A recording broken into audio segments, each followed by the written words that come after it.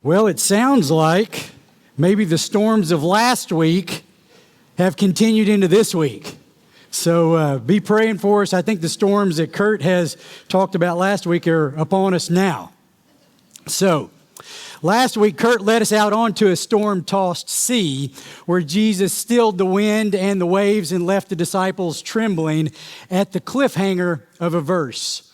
Luke 8, verse 25 says, "Who then is this that he commands the winds and the water and they obey him?"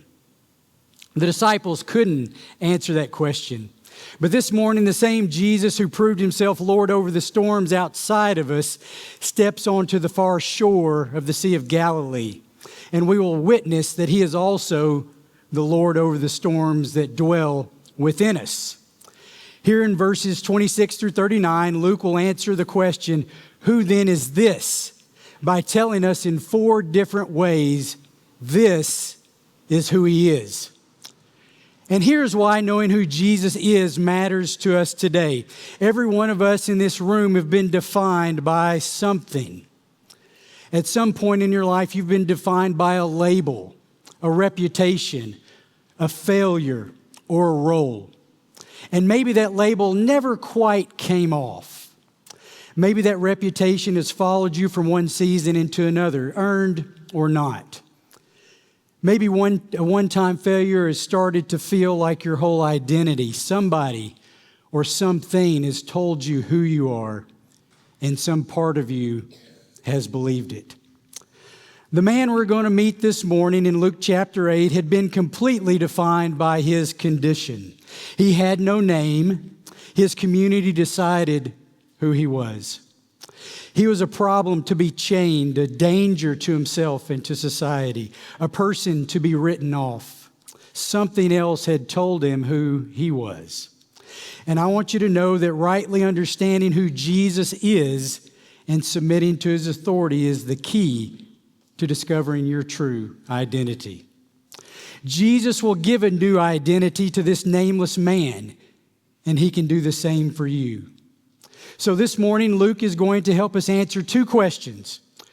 Who is the Lord Jesus, and who can you become? By the time we reach verse 39, we will know who he is, and we will know who we can be. So are you ready? So let's start reading verses 26 through 29. Luke chapter 8, verses 26 through 29. Then they sailed to the country of the Gerasenes, which is opposite Galilee. When Jesus had stepped out on land, there met him a man from the city who had demons. For a long time he had worn no clothes, and he had not lived in a house, but among the tombs. When he saw Jesus, he cried out and fell down before him and said with a loud voice, "What have you to do with me, Jesus, Son of the Most High God? I beg you, do not torment me." For he had commanded the unclean spirit to come out of the man. For many a time it had seized him.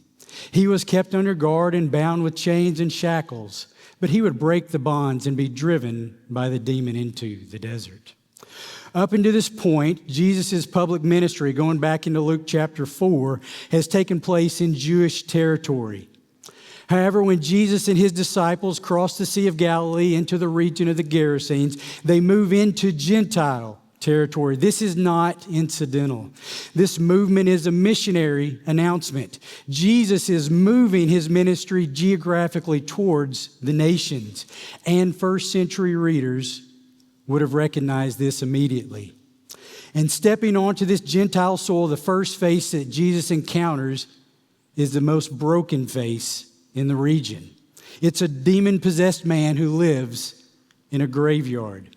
Let there be no confusion. Jesus sailed here on purpose. There is one reason that Jesus sailed 6 nautical miles through a terrifying storm the previous night.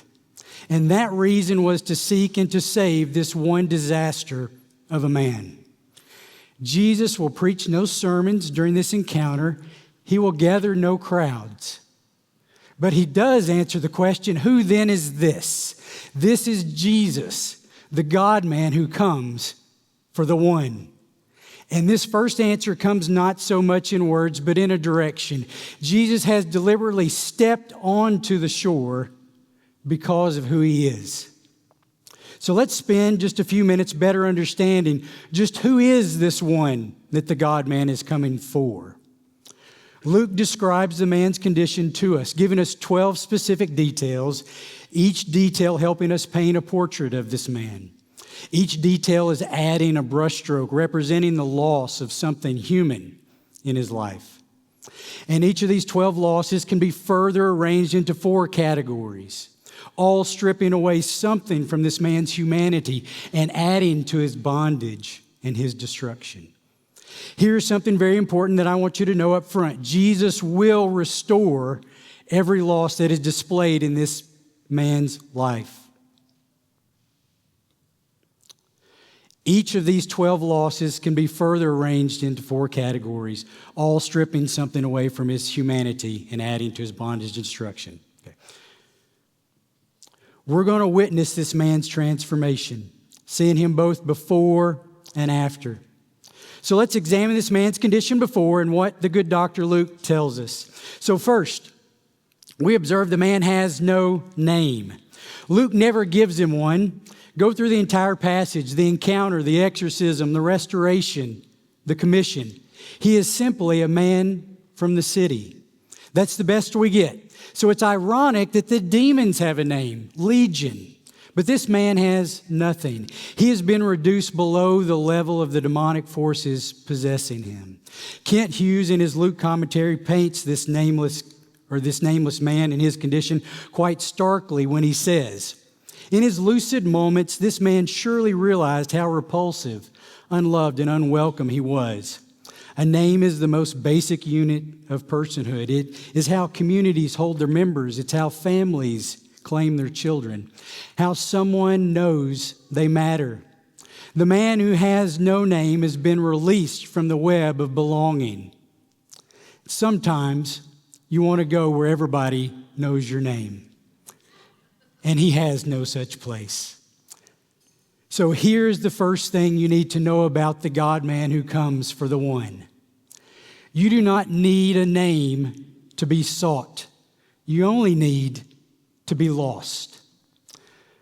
Psalm 147 tells us something worth noting about who this God is. He determines the numbers of the stars and he gives all to them their names. This man was not nameless to the God who names every star in the cosmos. He knows this man's name. He always has known it, and he crossed the sea to say it.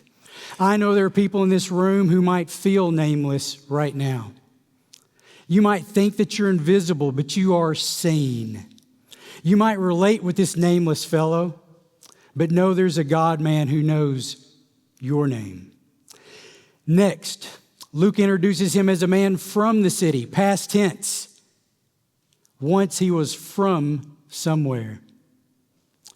He had a home previously, a community that carried his memory. There was a place and a time where he belonged somewhere, and all of that is now gone. Luke doesn't provide the details to how all this happened, but only records that he had not lived in a house for a long time. He's been exiled for some time, so where does he live? He lives among the tombs, a place of bones and decay, a place where the living only visit to bury their loved ones, and they leave as quickly as they can. He does not visit the tombs. He lives there.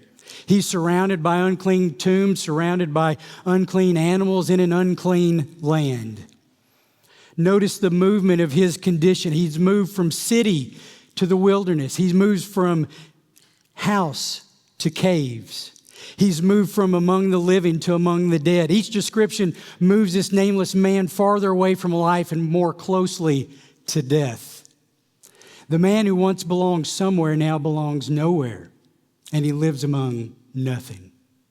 This man did not choose to live among the tombs. He was driven there by the demons and by a community's inability to deal with his condition. Luke then says he had worn no clothes for a long time. Not recently. This is not the kind of unclothed. It's not like I haven't done laundry this week and I have nothing to wear. It's not that kind of unclothed. This is the kind where he cannot clothe himself. And it's been going on for a long time. He cannot maintain the basic personhood since Genesis chapter 3 that describes everybody, that gives us dignity, as in wearing clothes and a covering. The Gospel of Mark in chapter 5 exposes what the good Dr. Luke leaves unstated. This poor naked man was a mass of bleeding lacerations, scabs, and infections. Night and day he was crying out and cutting himself with stones. His own hands had become instruments against his body. The body that God had made to bear his image and to reflect his glory had become a scarred battlefield of the enemy's assault. The man could not clothe himself, and no one could stop him from wounding what God had made. Luke has appeared to bracket this story with nakedness and clothing. He tells us at the beginning that he had worn no clothes, and that he will tell us then at the end that he was clothed. That bracketing, I don't believe, is accidental. What was stripped will be restored. And before we're done, someone will clothe him. But his nakedness is not his deepest loss. Luke says, for many a time, this unclean spirit had seized him. His freedom was gone. He was kept under guard and bound with chains and shackles. But he would break the bonds and be driven by the demon into the desert. This man was seized, enslaved to evil powers. His physical body was subject to the will of Legion. Many had tried to restrain this evil, but every chain he broke. Every shackle he shattered, and every guard eventually went home. He was empowered with the superhuman strength, but it was not his own. It was demonic. The man was being used by demonic spirits to destroy the very restraints that might have protected him. The man who could break every chain and every shackle was now the most enslaved person in the region. Driven.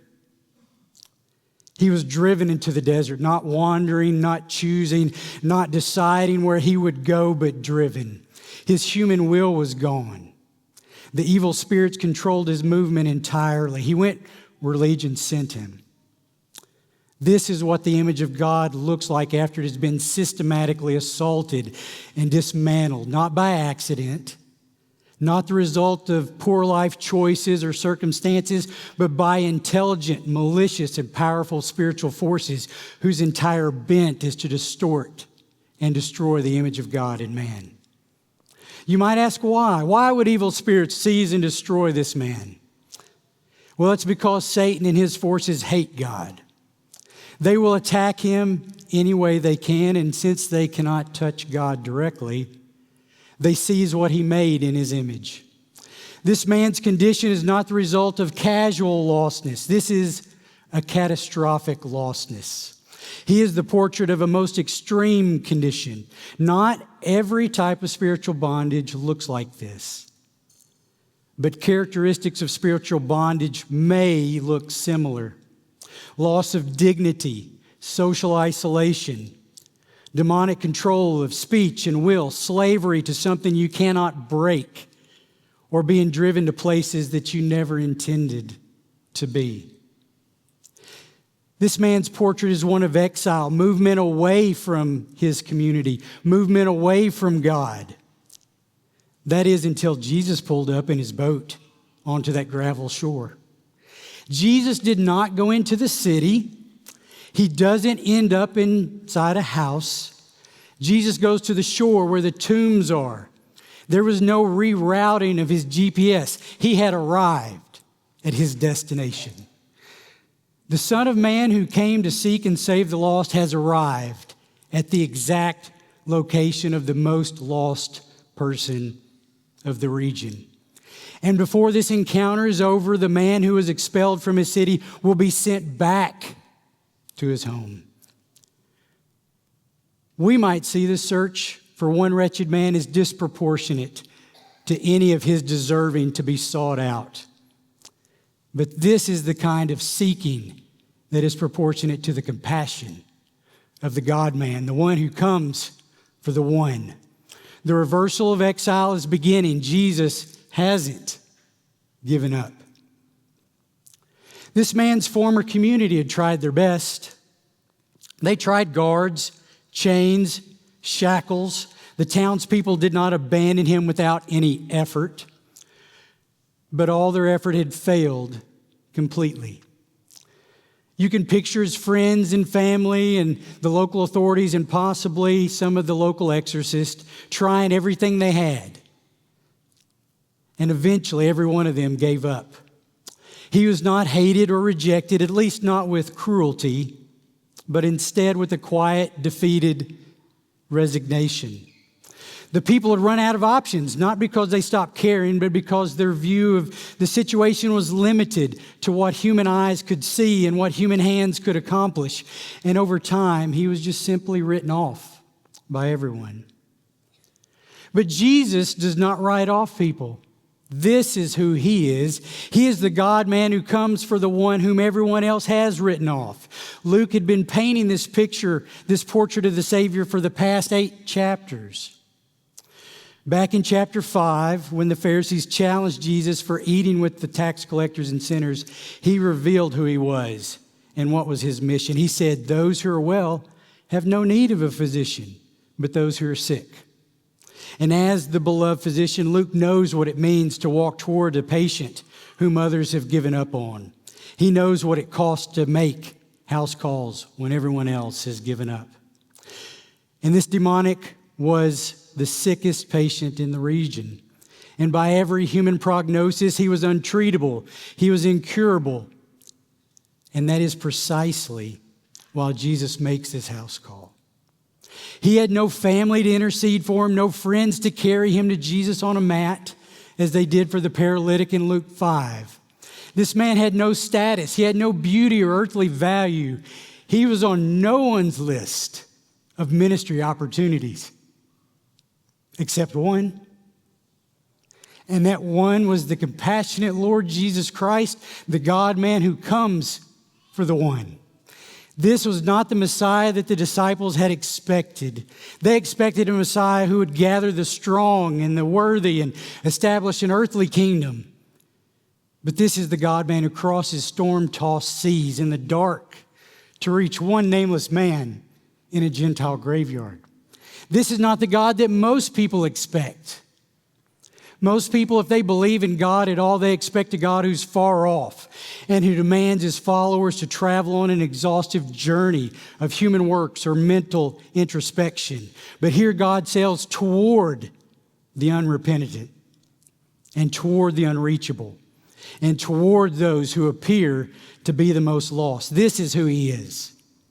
He is the good shepherd of Ezekiel 34. He searches out his sheep who have been scattered. He's the God who gathers them from foreign lands and brings back the lost. He binds up the injured. He strengthens the weak. He is the God-man who leaves the 99 to bring back the one. This is who he is. He is the God-man who comes for the one whom everyone else has written off. If you've come here this morning and you find yourself carrying a burden that's too heavy, if you feel broken or lost or written off, then hear what Luke says. The Son of Man has crossed a sea for a man who is living among the dead, and he's not waiting for you to get your life together. He's seeking you out this morning. So know who Jesus is and know who you are. You are sought. And now on this lakeshore, we come to watch what happens when two spiritual forces collide. When a demon-possessed man living among the dead meets the author of life, verse 28 says, he cried out, he fell down before Jesus. Legion and Jesus are now face to face, and something has to give. And it's not Jesus.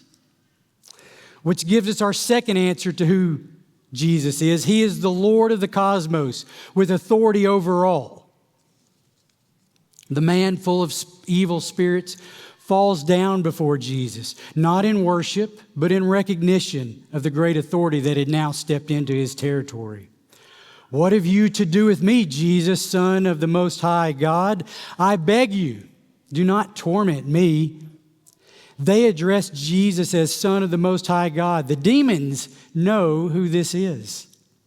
And we know too because we've heard this title before.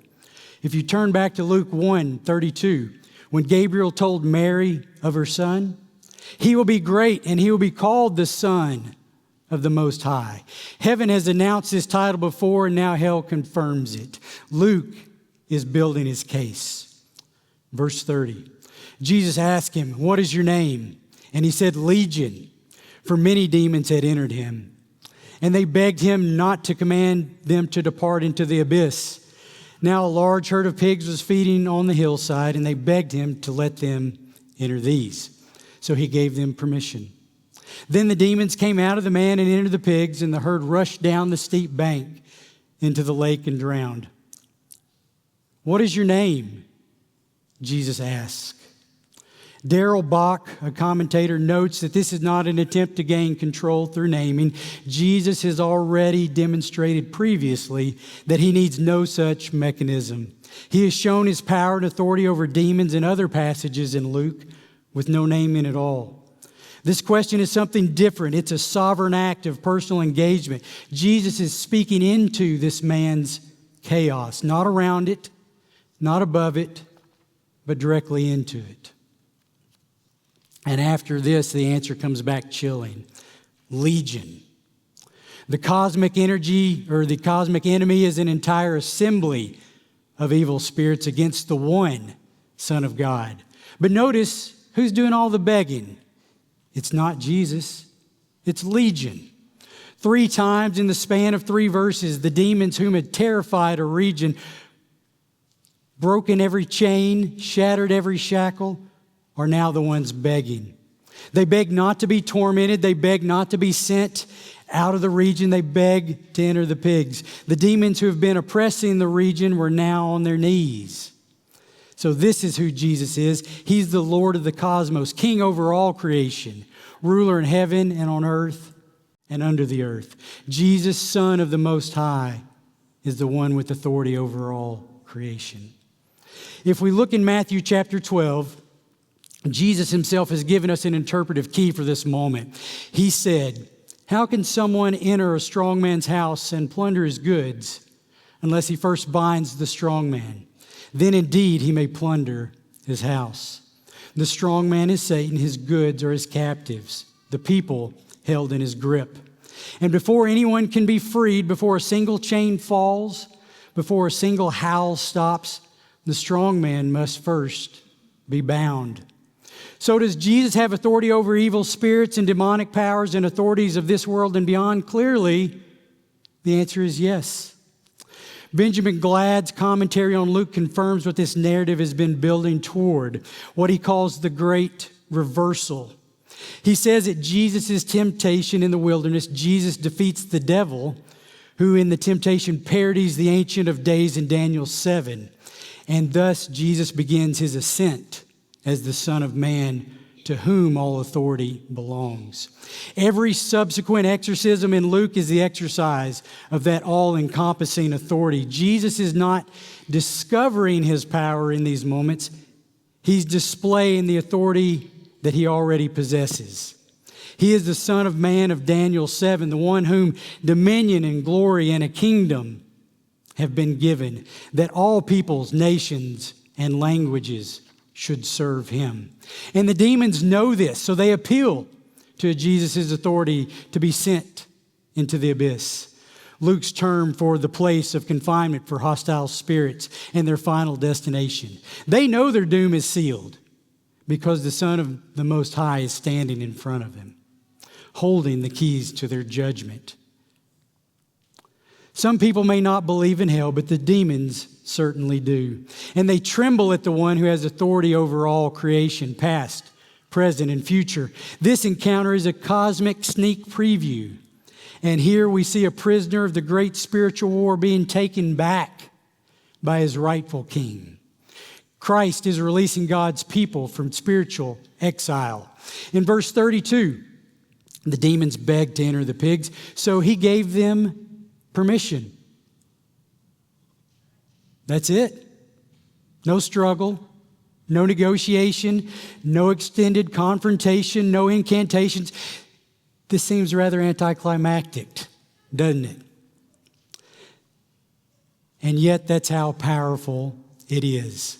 And it's very understatement. It might remind us of the opening chapters of Job, in which God, in complete control of the cosmos, gives Satan permission to inflict Job. Here the Lord gives permission to afflict these poor pigs. And in both cases, in Job and in this encounter, the point is identical. Nothing happens outside the sovereign knowledge and permissive will of God. Not even the movement of evil spirits being exorcised from one man into a herd of pigs. Jesus is not reacting to this situation. He's managing it. So we see now, where every human solution has failed to restore this man, all Jesus has to do is say the word, and Legion leaves. This is who he is, the Lord of the cosmos with authority over it all. In verse 33, we now see the demons came out of the man and entered the pigs, and the herd rushed down the steep bank into the lake and drowned. You might wonder, why did Jesus permit the demons to cause all this destruction? Well, first, I believe it was to provide a visual testimony.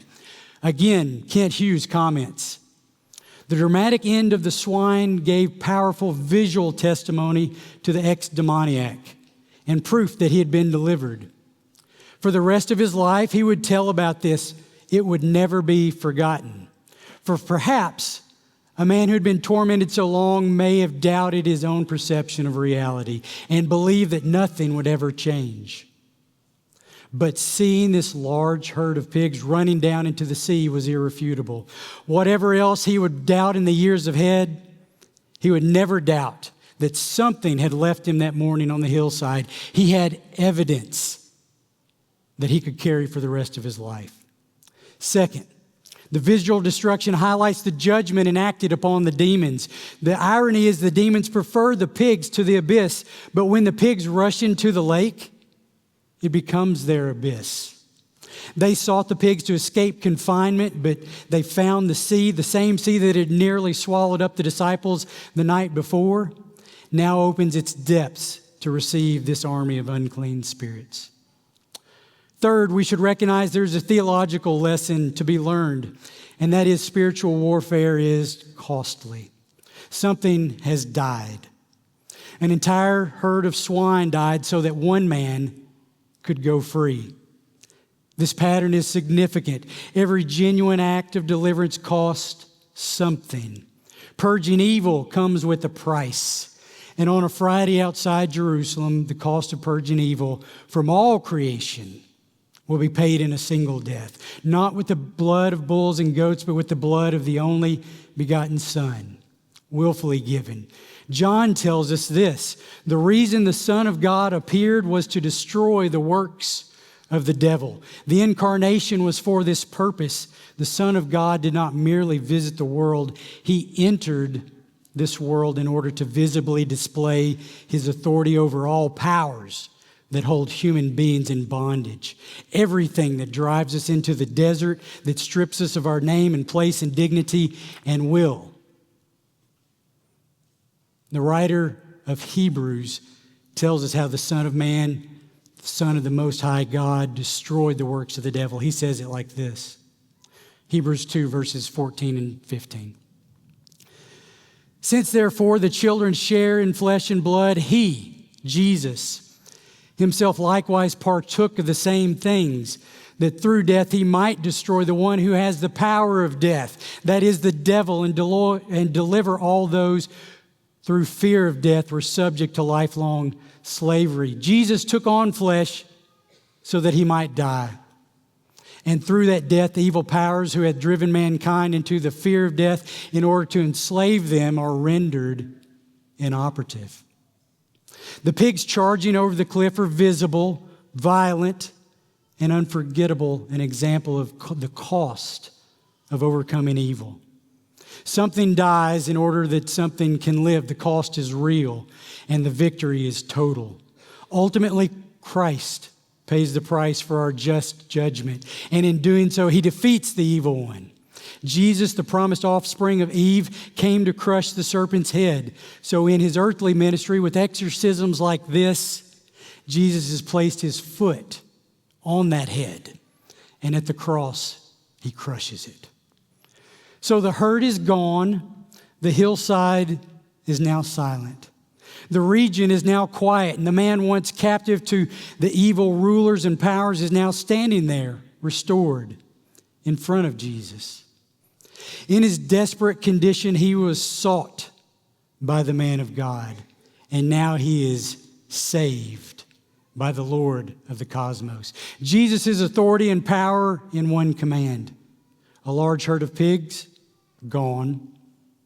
The hillside is silent. And this man is free.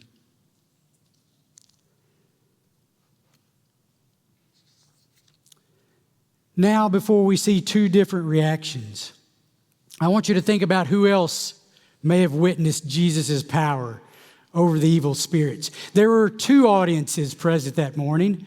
One was visible, one was not. The visible audience was the herdsmen, the townspeople, the disciples, and all those who would come out from the city and find the man sitting, clothed, and in his right mind. They would see this empty hillside and the quiet lake, and they had a visible and irrefutable testimony that something had happened. But there was another audience. Jesus reveals to us what the heavenly powers thought about all this commotion. Luke writes in chapter 15, verses 10. He says, there is joy before the angels of God over one sinner who repents. And when the man was saved from the evil powers of the world, when the image of God in his life was restored on that quiet hillside, the noise of heaven must have been overwhelming. When the evil spirits retreated, the angels of God rejoiced. The demons fled visibly, and the angels rejoiced invisibly. Now, how did the man in the crowd respond? What happens next is going to possibly surprise you. The miraculous exorcism is not the most remarkable part of this story, but the two reactions are. So next, we're going to see God is the God who honors human choice, even rejection. Verse 34. When the herdsmen saw what had happened, they fled and told in the city and in the country. Then people went out to see what had happened. And they came to Jesus and found the man from whom the demons had gone sitting at the feet of Jesus, clothed and in his right mind. And they were afraid. And those who had seen it told them how the demon-possessed man had been healed.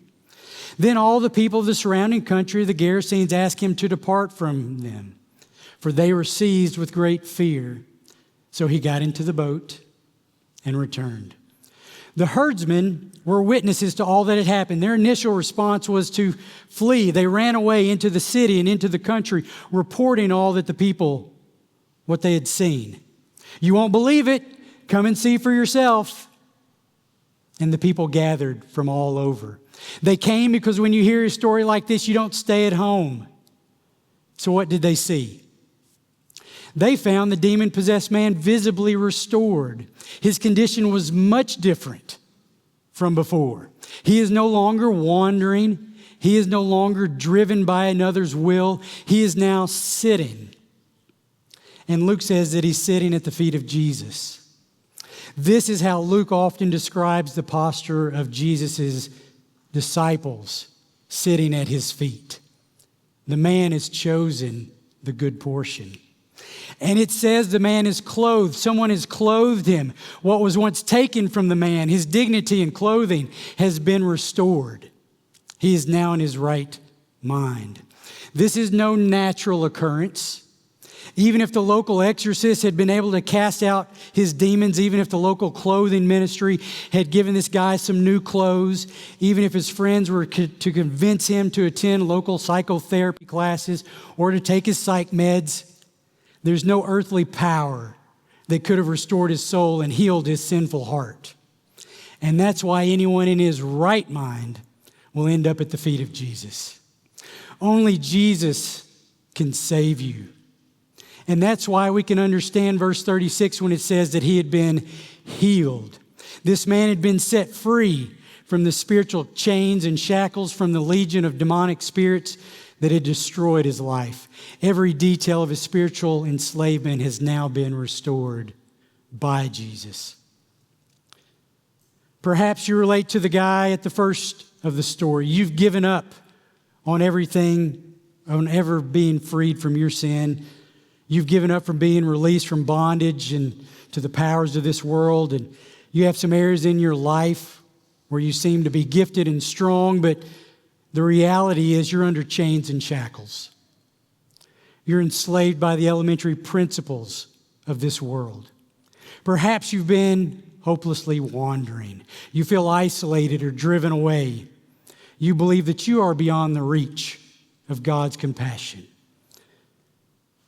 But this is who Jesus is. He's the God-man who has all authority to save your soul. He is the Lord of the cosmos, who has all authority in heaven and on earth, authority to free you from sin, the ability to clothe you with His righteousness. You can be saved, and you can too be found in your right mind, and you too can be found sitting at the feet of our Savior. That's the right response to Jesus. But that's not the response of the majority in this story. The second visible response might surprise you. The townspeople and the herdsmen witnessed the same miracle. The once demon-possessed man is now restored and now healed and now in his right mind. And they have no category to explain this miraculous transformation. They can't deny it, and yet they don't sit down at the feet of Jesus. So out of great fear, they respond by asking Jesus to leave. Now, before we judge them too quickly, let me say this carefully. The people who reacted to Jesus this way are like millions of people that you might know. Millions of people react to Jesus like this. They might witness His miraculous works in this world, but they choose to stay in their sin rather than being saved from their sin. They choose their earthly treasures, their comfortable lives, over a new life that is offered to them in Jesus Christ. The townspeople feared that following Jesus might just ruin their lives.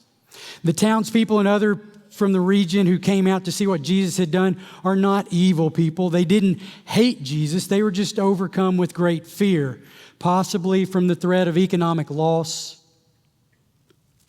or possibly from genuine awe that they could not explain.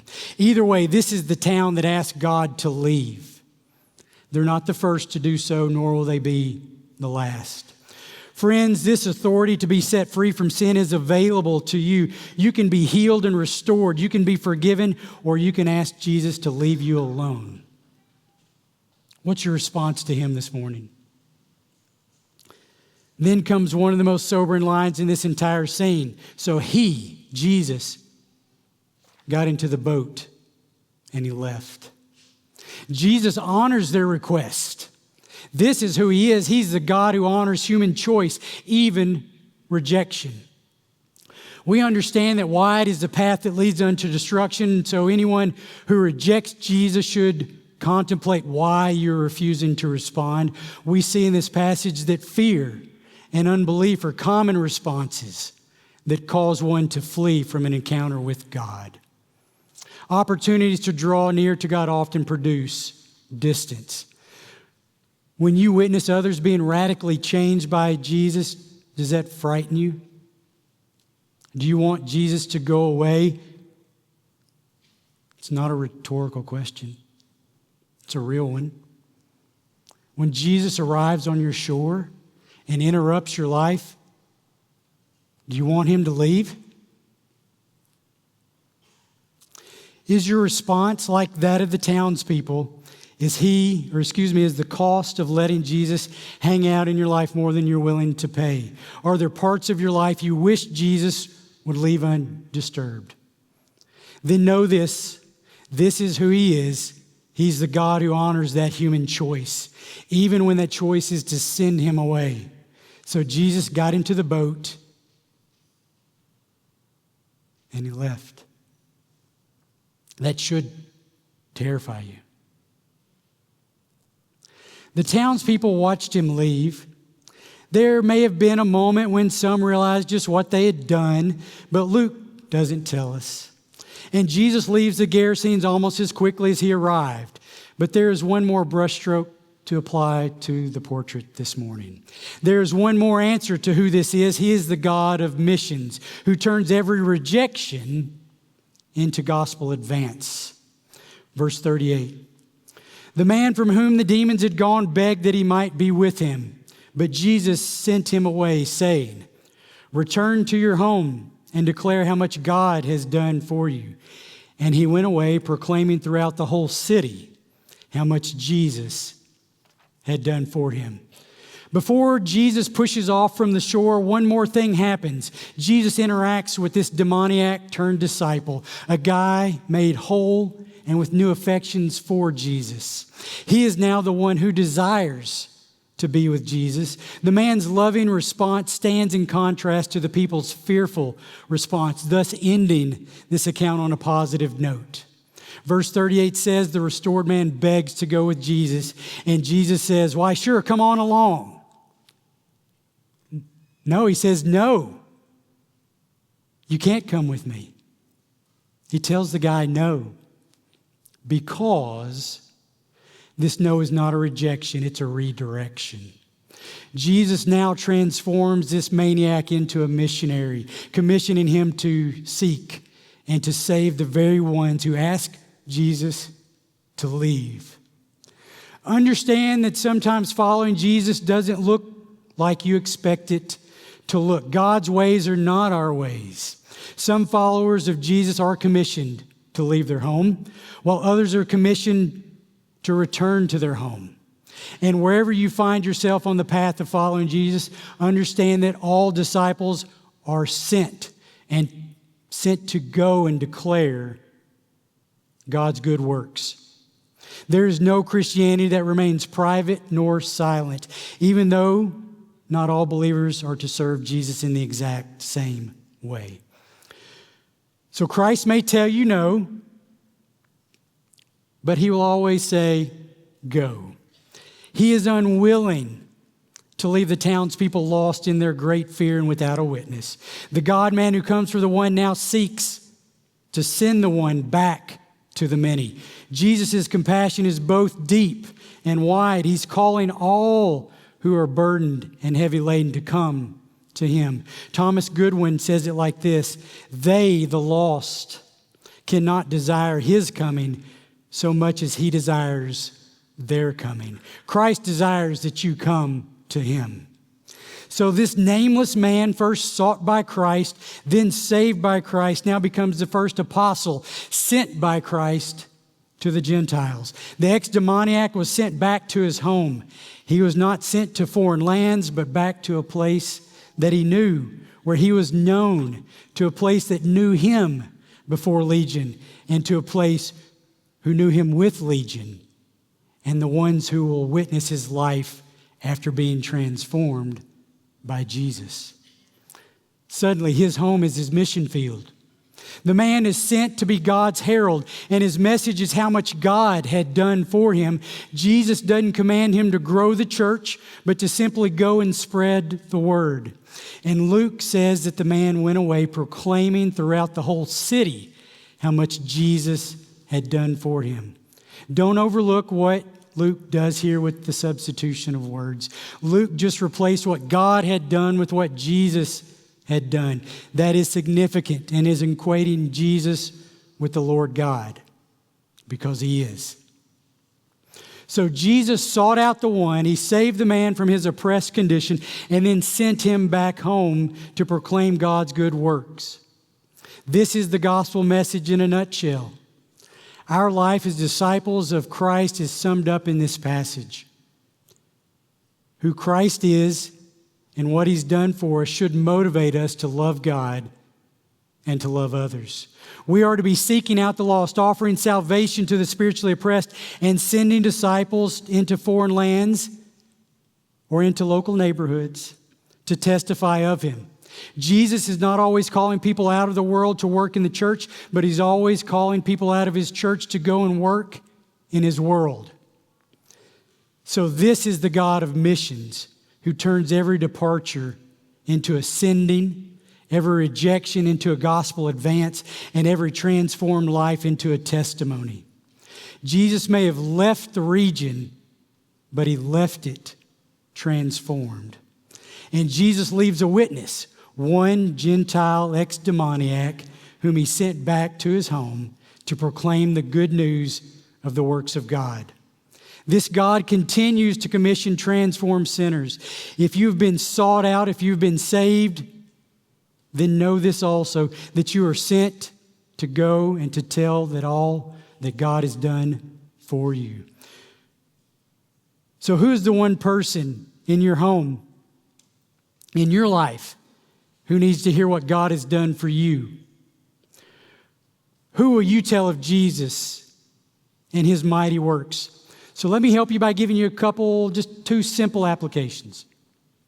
Number one, think of that person. Don't think of everybody. Don't think of a group of people.